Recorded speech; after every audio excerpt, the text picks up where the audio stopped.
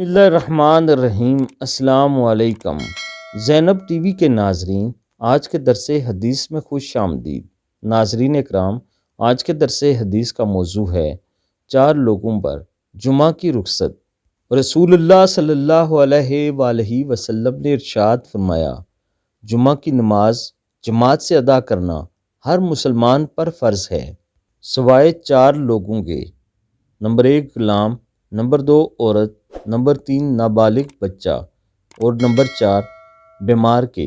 ابو داؤد شریف۔ ناظرین اکرام، مفہوم حدیث یہ ہے کہ چونکہ نماز جمعہ باجماعت جامع مسجد میں ادا کی جاتی ہے، اس لیے وہاں پر 4 لوگوں کو اس میں چھوٹ ہوتی ہے کہ وہ نماز جمعہ باجماعت ادا نہیں کر سکتے، جن میں نمبر 1 غلام، عورت، نابالغ بچہ اور بیمار۔